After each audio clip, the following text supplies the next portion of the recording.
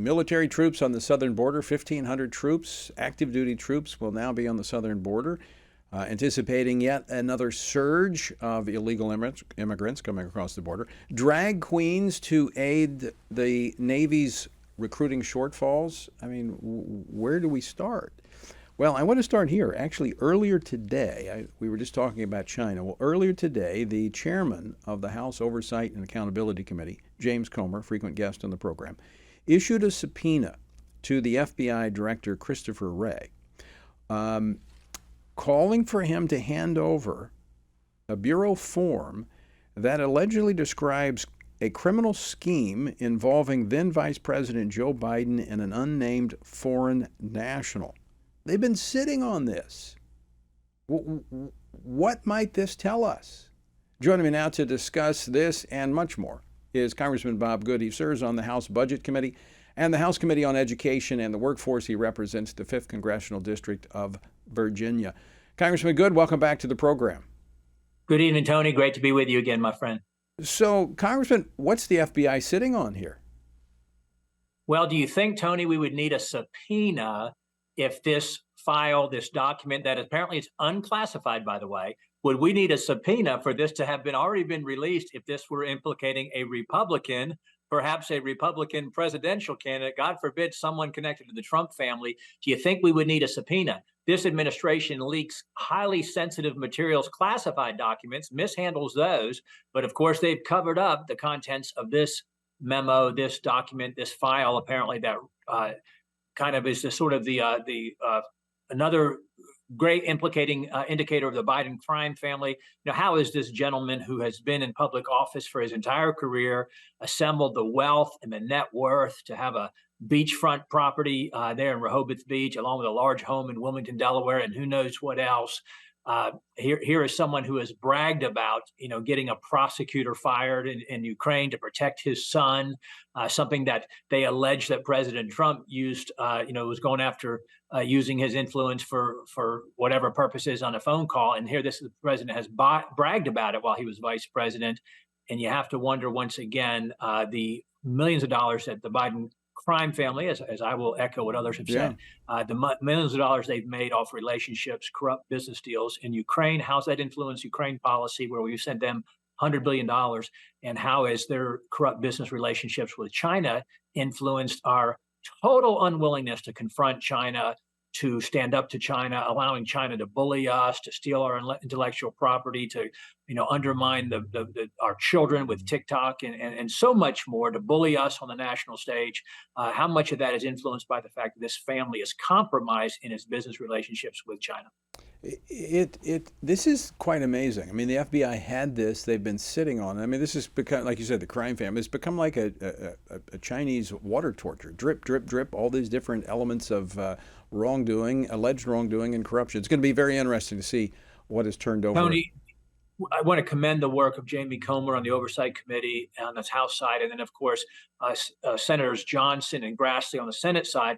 And what Comer has talked about, as you know, is these suspicious activity reports that it comes to banking records. If you or I had 2 or 3 of those, we would be under federal investigation and would be in trouble. And here they have some 170 that have been discovered, implicating as many as 12 members of the Biden crime family, as again, I'll say.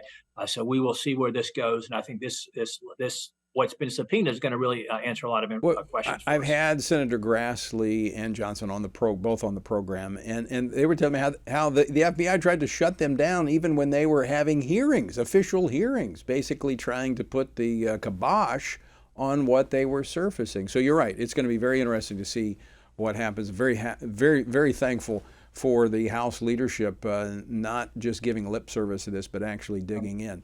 You've been very outspoken on the border. I want to get your thoughts on the administration sending active duty troops to the southern border. I know it's only in a logistical capacity, but is this a tacit acknowledgement that their border security or absence of border security has left our border open? I don't think so, Tony, because they are willfully and purposefully facilitating the border invasion. So they are not concerned about the open border that they have created. Now, they are concerned about optics. So therefore, yes, they want to utilize these additional resources, these 1,500 troops, to try to facilitate the invasion into the country, the release into the country of more illegals as they expect the surge from the elimination of Title 42. I've, as you know, been to the border 5 times in my first just over 2 years now, and I've seen the National Guard there at the border. We don't have a problem with resources. We don't have a problem with personnel. We have a problem with a willful disregard for our laws and policies that were in place when President Trump got there. That President Biden, of course, has totally rescinded. So these 1,500 troops will only be used to try to bring more illegal aliens into the country more quickly. To process That's the them. goal. That's what they're doing. That's what they're executing. And that's what's so important about the House bill that I hope that we're going to be able to consider next week as we anticipate coming out of the combined bill with Judiciary and Homeland Security, because what it will do is to codify in law the good policies that President Trump had in place. This would bring them into law. Of course, we get through the Senate and get the president to sign them, so that another president just couldn't come and rescind it without working through Congress. So it would help strengthen what President Trump was doing. I'm trying to wrap my mind around the fact that we could have a surge at the border. I mean, we've been in a surge at the border. I mean, how many more people could come across than have already come across?